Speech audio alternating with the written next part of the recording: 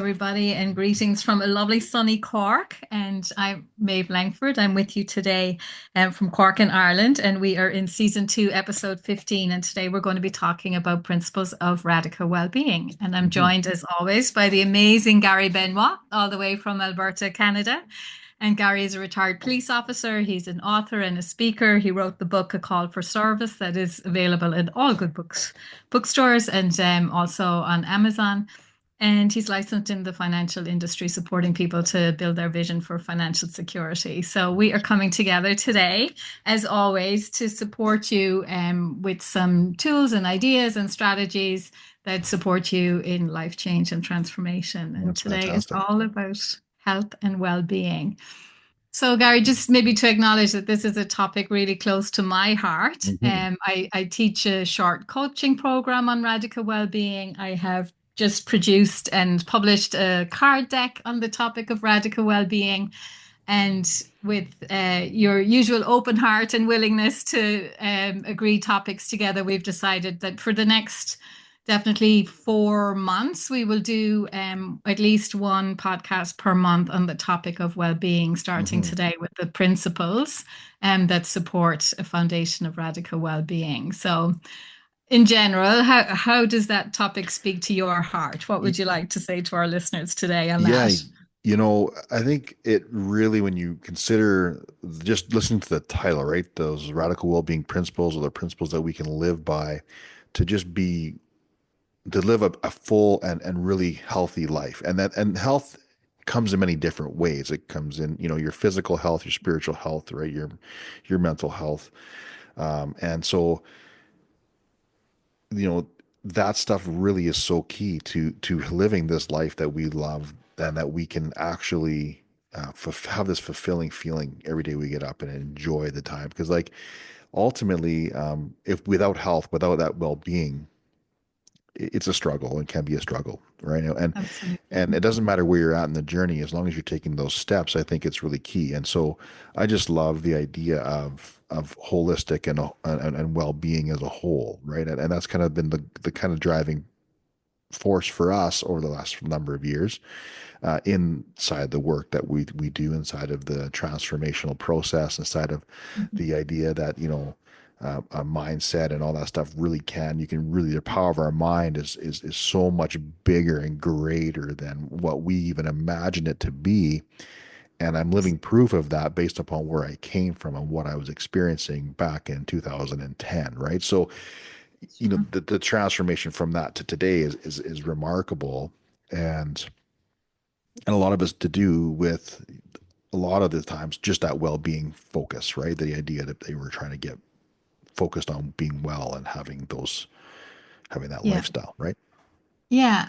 And I mean, like you, and I suppose just to be clear for you listening today as well, that I don't perceive myself as an expert in well-being as such. And I don't have a qualification in medicine or nutrition or diet. But I do see myself as having an expertise at least around transformation. And Hmm. really that's what we're doing, you and I together, these next few episodes of the podcast, is to bring those transformational principles as we live them and teach them and express them in our lives, and to really zone it in on well-being and health broadly. Because I think that how we experience our bodies, our minds, our our expression of ourselves in the world in the context of our health and well-being has such a direct impact, like you said, on everything else in our vision, Hmm. whether that's our relationships or our career and our impact, or even our holidays and time freedom and money freedom. The capacity to even enjoy those things Right. is often impacted by our experience of our physical, mental, emotional, spiritual health. So Yes, absolutely. Like so yeah, that's worthy so of a so deep true. dive. And like I say, I'm gonna just echo that too. Like I too don't have a degree in any. I'm not a medical doctor. I'm not a physician but I do believe that I'm not only a student, but have some expertise around that transformational ability or the ability to lean into that. And this is a work in progress. Like I said before, you guys, we do this together with you. Yeah. And we want you to come along the journey with us. This is a lifelong journey, not necessarily a journey with an end. So, For sure. right. For Yeah. sure. So just to kind of speak in then to this idea of I call them the four principles or Hmm. kind of foundations of health and well-being. And they all begin with a P, just to make it easy to remember them. So the first is picture, which is really what we talk about all the time, which is vision. And again, knowing where you want to get to, right, is critical to Hmm. having ease and grace and success in the process. So that picture for well-being, and we'll talk about that a bit more in a minute. And then a willingness to give it priority in your life. I know for me at times, and I'm not consistent always in making my health and well-being equally important with other things that are going on in my life or other demands that I'm and expectations maybe of others. But that willingness to make it a priority, I think, is essential to experiencing good health and well-being over time. The third area is pleasure. And I remember going to, it was a conference actually on sustainability and environment. But I don't remember the speaker, but I remember what he said. He said, if it's not fun, it's not sustainable. Hmm. And I think that's true with our health and well-being as well. If we don't have practices that nourish us and cause us to be well, that we're enjoying, that we get some pleasure from them, that we have some fun in the process, we're not going to keep it up. And probably all of us and all of you listening have had experiences of, starting out and doing the gym or doing whatever it is, right? But not Yeah. really liking it. And you get the result, but you don't keep it up because you Right. don't like how you're getting the result. So it Right. has to be a bit of fun. And then the final piece is just planning, being organized and scheduling and planning your activities just so that, Right. the week or the month flows with more ease and grace. Right. So when it So comes, that's an overview. yeah, when you think about those four areas, we come back, I'm going to come back to vision. I'm going to start with the picture piece, right? The idea that, Yeah. you got to start somewhere. And so the idea of starting with the end in mind is really, really important.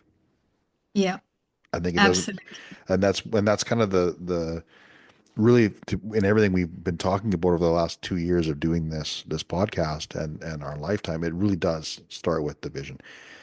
Some of you Yeah. may be like, I don't have a vision. I don't know what that looks like.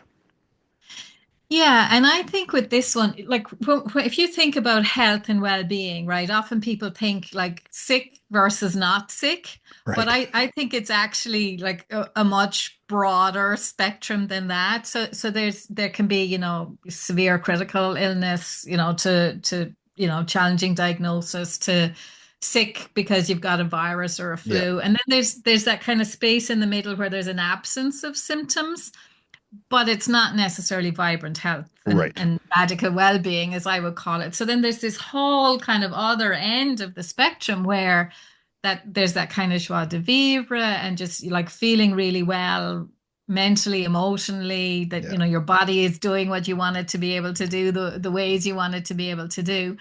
So for a lot of people, and I've taught this for a few years now, so for a lot of people, what I say to them is like, what are the bugbears at the moment, right? Maybe you're a little bit out of breath, or it's coming into summer and you notice you put on a few pounds over the winter, or maybe, I don't know, you've got kids or grandkids and you just can't keep up, right? Hmm. And you want to be able to. It could be I don't know. I think as some of us get older, just that, kind of eyes are not as clear and sharp as they used to be, or hearing, or, the maybe for some of us like the bone density issues and things like that. So it's really just noticing where do you have some concerns. I don't know if this would be a Canadian thing. I do think it's a bit of an Irish thing that we don't look after our health necessarily I think that's very well. that's universal around the world. Personally, I believe. I think Yeah, it's the it's first thing to drop off the plate when things get full. I think when you consider work demands and life demands, yeah, that gym visit or that walk or that hike or that whatever, that healthy eating thing, that diet, like the drive-through restaurants are everywhere here, right? They're fast food, fast whatever, right? And then yeah, unfortunately, I think that's a worldwide phenomenon. I think phenomenon. when it comes to like it's the first Yeah, thing that kind of slips away. I think it's the easiest to let go of. yeah. So I would really encourage all of us listening today to just, make a list, right? Where are the kind of rubs at the moment? Where have I had a little bit of a nagging, should get the eyes tested or the teeth tested or whatever it is. Maybe there's a family history of something and you should just get the baseline established.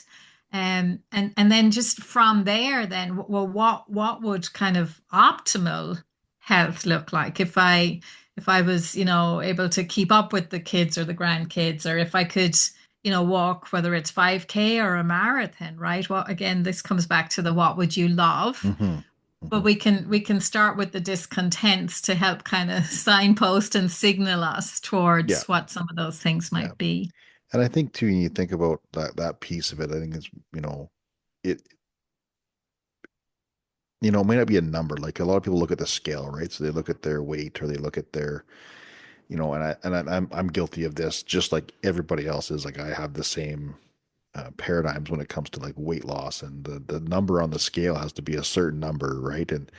And what I've come to realize, and I'm starting to come and make more agreement with, is not so much what that number is. It's how do I feel? How do I get up? And how does Yeah. my body feel when I'm moving in my body and I'm doing those things? I had a walk the other day with the family, and it's the best walk I've had in a long time because I didn't have any like issues. I didn't had no pain anywhere, and that's a lot of because I've been focusing on that health, right? I've been focusing on Hmm. some of the things to get me healthy through the over the last number six months or so. I've been really trying to, and in the beginning it was really really difficult. Like Mm. it was hard. It hurt. Yeah. It hurt, and Yeah. it didn't feel great, and I didn't feel like I was progressing very fast. But Yeah. now that I'm here, it feels much better. So it just feels better. Like your body just had that, Yes. right? Yeah. Absolutely. And I think, like, allied to that a little bit, it is kind of like when we say what would you love, it is what would you love. None of us is defined by the label on, small, medium, or large, or extra large on our clothes, or the number on the scale, like you said. And also, when we're thinking about the vision for our picture for health and well-being, I like nobody's going to be particularly lit up by, I lost 2 stone, or I now weigh X number of pounds, or whatever it Hmm. is. Like that's not going to do it, right? Hmm. That's not going to get us in the gym or No. out walking or choosing the salad over the chips or whatever it is, the Yep. fries. So it's like maybe for everybody listening today, again, thinking about, well, for the purpose of like, if I lost the weight, maybe it's because, I want to be climbing that mountain on Mm. holidays, or I want to be able to swim in the ocean and have fun and use a surfboard, or like it. We want the health and vitality to experience things and to do things and to Yeah. be more able for things. Yeah, for So sure. those are the things we want to have in the vision, and losing the weight, or getting fitter, or whatever it is what's going to get us there, Hmm. right? But the vision is you doing those things, having those hikes. For me, maybe the 2K swim or whatever Right. it is, and that's the vision. Right. You're That's right. the vision. For sure. And So I think that rolls right into the second one, which is the priority of it, right? Like, exactly. right. Like if that is the vision, if that's what you want to do, well, where does it sit on your list of things to do? Yeah, Without using a to-do list, but ultimately, what's the priority of it? How high on the list is this for you? exactly. Right. And when I talk about this with clients, I'm always saying, well, what has been your pattern up until now, Right. right? Right. And for many of us, it's like other people come first, or, if I have time and energy left after work, or, once the kids are all sorted, then I can think about myself, or whatever it is. So Yeah. really looking at those patterns, and are they serving you?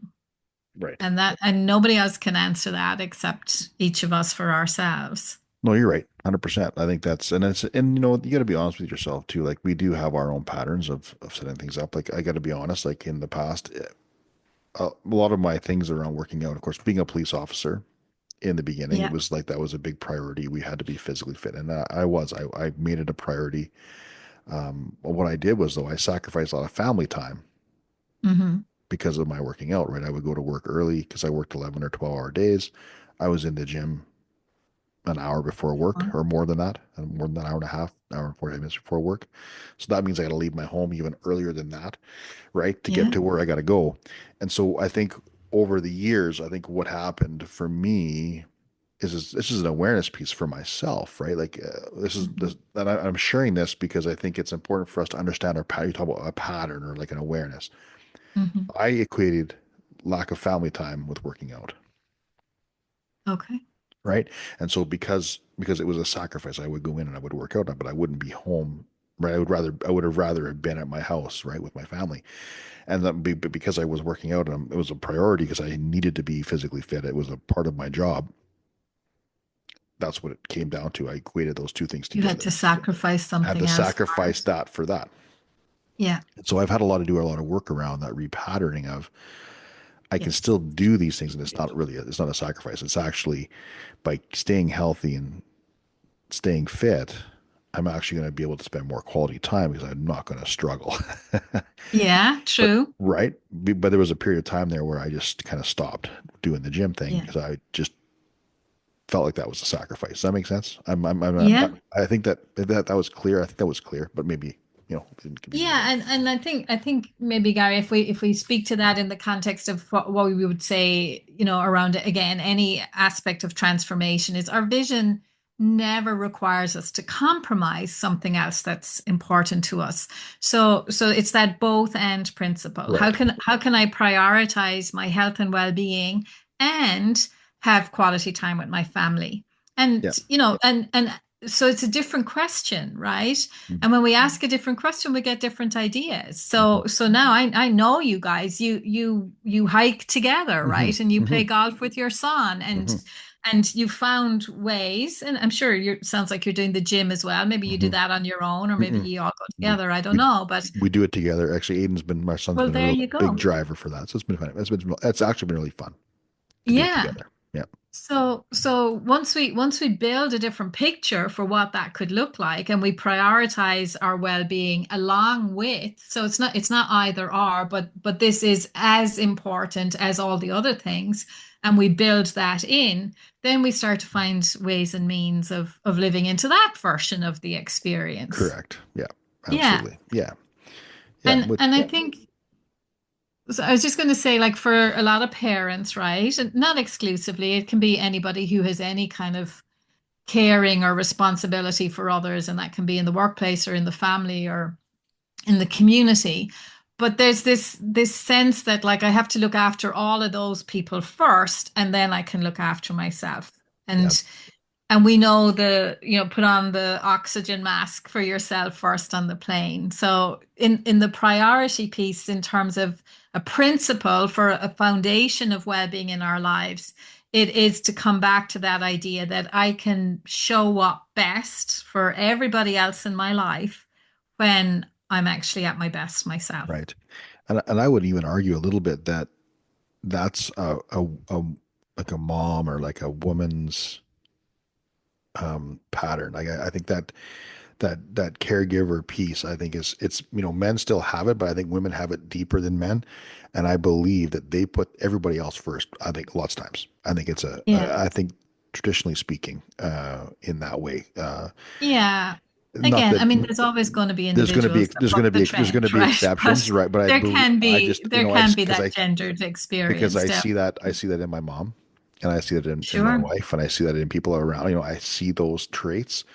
And Yeah. so I think it's just an awareness piece around, is that a habit? Is that what you do typically, right? Yeah. Is that the go-to pattern? I think that's really the awareness Most piece. likely. And again, for all of us, it's not to bring blame or shame when we No, say, oh, is that, there's a habit and it's not serving you, but it's just to bring it into awareness. yeah, And again, everybody decides for themselves, is this working for me? Is there a way I could approach this differently? And again, in service of a different and a better right. experience and a better outcome. Absolutely.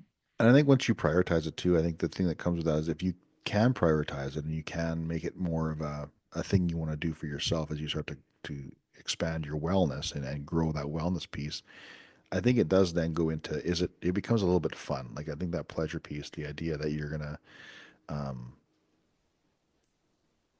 just it kind of becomes like you look forward to something like that, right? If you look forward to that healthy meal, or you look forward to that meditation time, or you look forward to Absolutely. whatever that might be, right? That workout or that hike or that Exactly. whatever that is, right? I think it becomes like, and then I think For you're right. sure. It does make it more Not sustainable. least, yeah, and not least because you start to see a bit of traction, Hmm. right? And because you're giving it the priority and because you're putting in a bit of effort, you start to see the results. And then that like that brings joy and pleasure because now it's worth it, right? Right. Yeah. Yeah. You can sort of see the changes or whatever that might be, and then all of a sudden you're like, oh, actually, I can. This makes a lot of sense. I can do this, right? That's Exactly. and And and even like you said, like when you started a few months back, when you were really leaning into prioritizing health, like it hurts, right? yeah, And it it's hurt. and it's tough.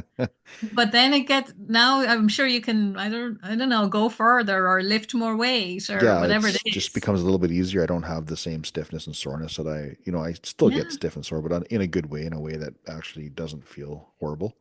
And Yeah. and it really is something that I do look forward to, um, because I get to spend some time with Aiden, right, and my son, right, in the Hmm. gym with him, and he's very focused and he's very structured, and it's amazing to see. And so he motivates me to do that, right, and that's Yeah.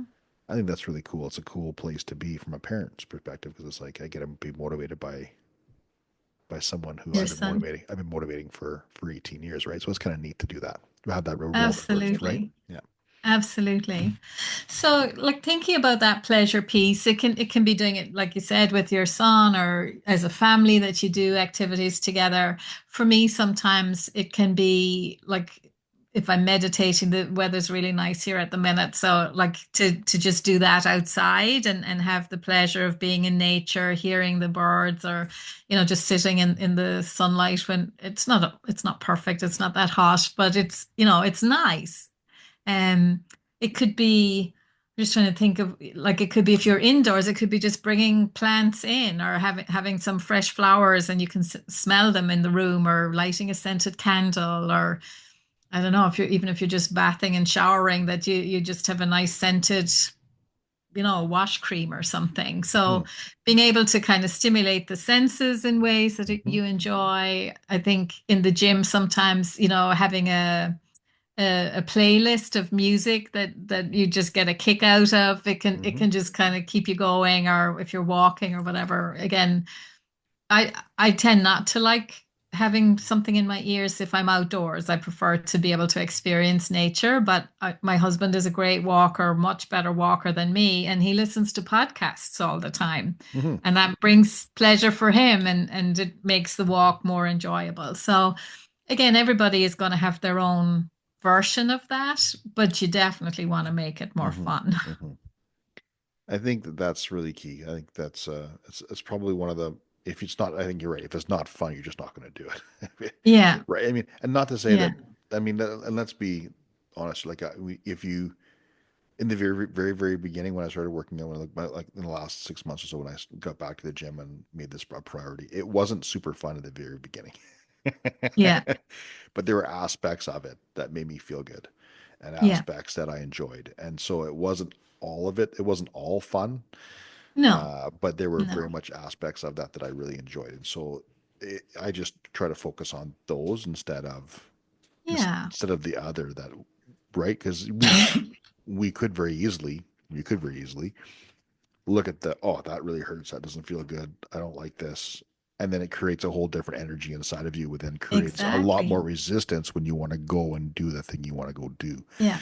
And so, if you're experiencing that, if that's where you're at in your particular journey, just know, just there is some good there. So just focus on the good if you can. Excuse me.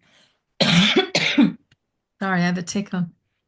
Just to say as well that for a lot of us, what makes it more fun or more pleasurable or just more bearable, maybe, is just doing it with somebody else, right? So having a friend or an Mm-hmm. accountability buddy or whatever, again, that can be one of the things that gets us to go out on a wet Mm-hmm. morning or to, just, not press snooze because somebody else is waiting for you and relying on Right. you to be there as well. That Yeah. also that so that point there rolls right into the planning piece.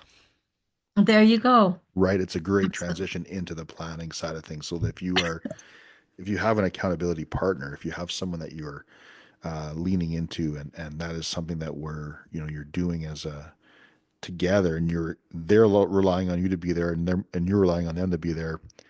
That really truly is that planning piece. If you sit it in your calendar and you're going to show up at, you said, I'm going to be there at 9 or 9:30, right? You're going to take that opportunity to be there a little closer.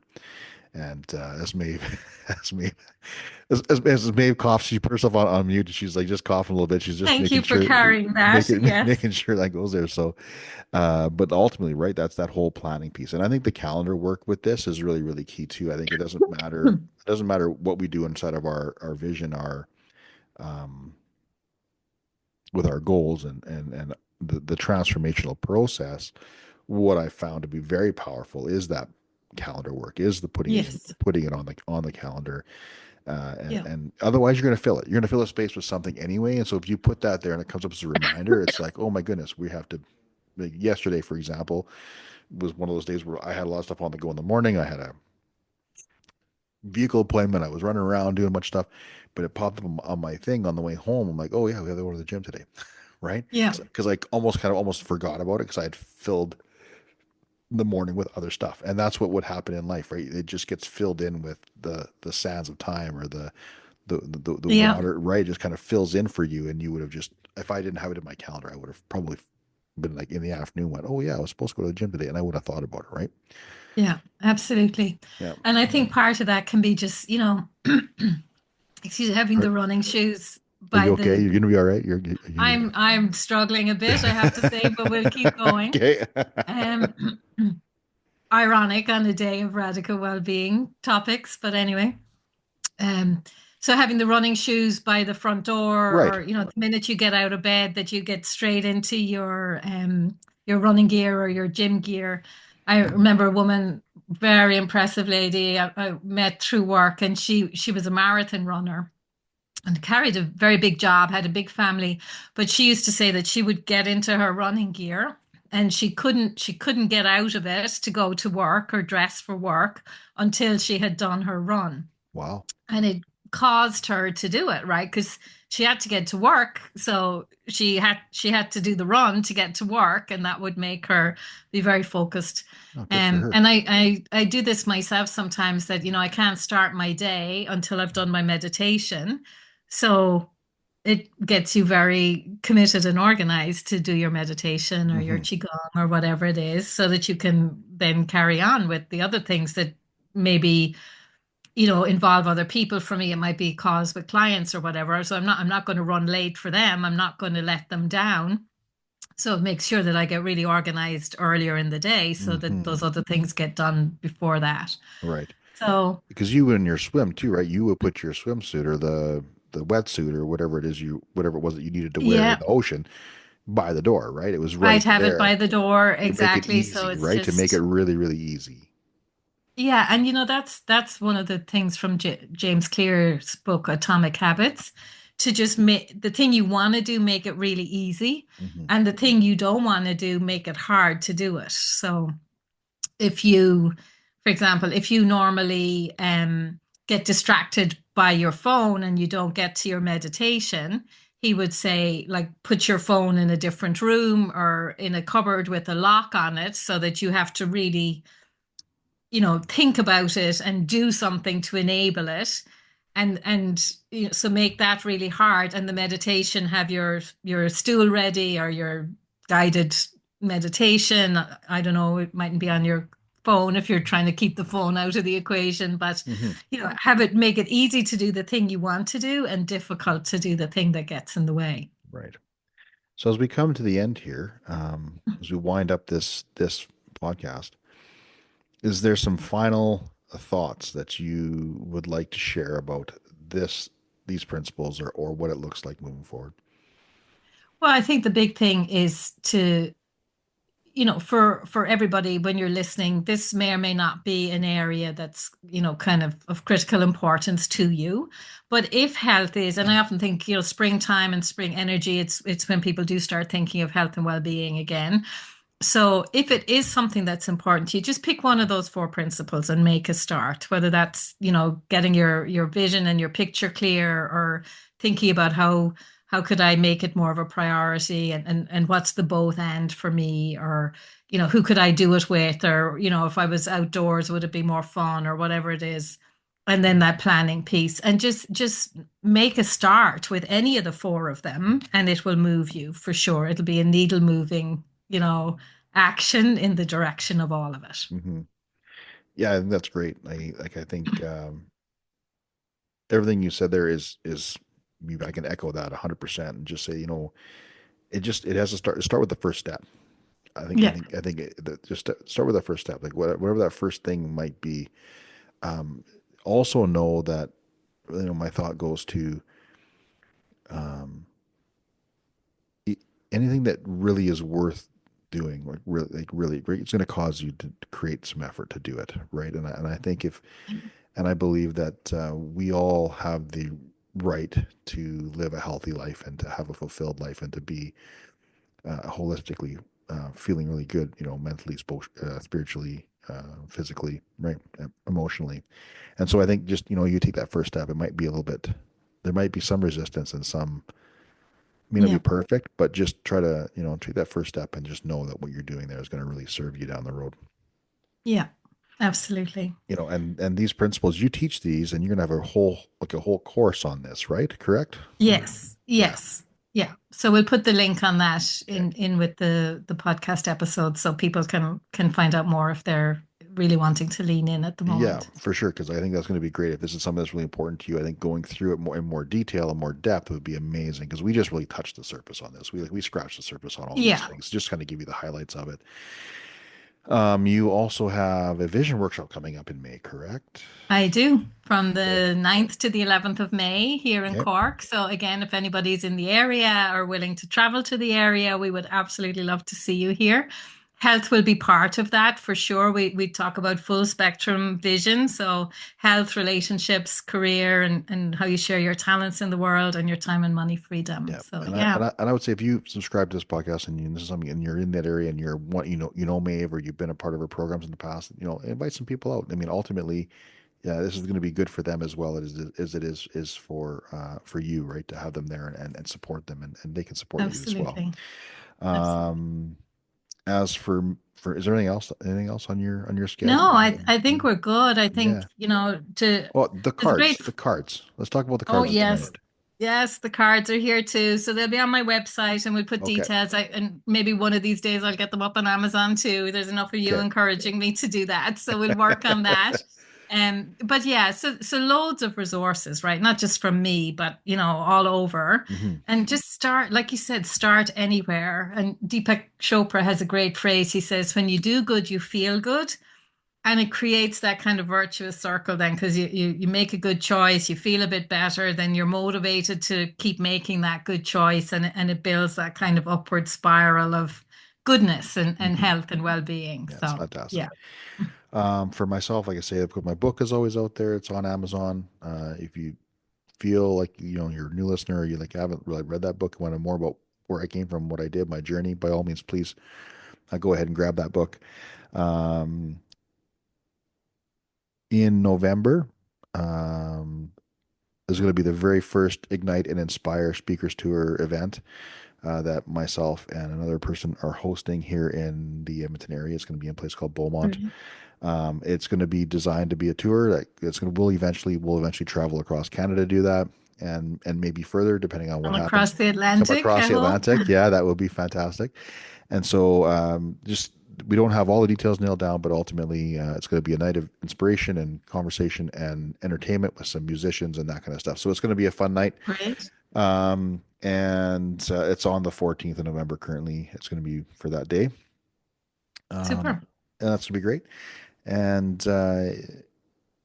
just stay tuned to as well. I'm going to be doing a little traveling in the next little month. In the next month or so, done some big transit. We've done some big things the last little bit here. We're going to talk a bit about that. My wife and I. We're going to have some stuff on social media about what we're doing, where we're going, and how we're doing it. And we're going to be very intentional with some of those messages. So we'd love to have you guys follow along if you're inclined to do that. And really, that's it for me at this point. So I really appreciate everybody for tuning into Life Change Transformation again and continuing to follow us, continue to subscribe to us. Please, if you love what we're doing here, just share it out to people so we can continue to grow that audience. I love being in the 34 different countries across the world. It's really, really cool to see that dynamic and that all of those flags that come up when we do the analytics on it. So thank you very much for that, you guys. Appreciate you all. Anything else, Maeve? No, just say have a healthy and happy couple of weeks, and Yeah, we'll see you again. it's fantastic. The next episode, episode 16, we're going to be talking about something called we're going to title it Act, Inspire, and Repeat, which is basically be the change in the world you want to see. So we're going to talk a bit about that in the next episode. So we appreciate y'all, and we'll see you in the next episode in a couple of weeks. Have a great week. Super.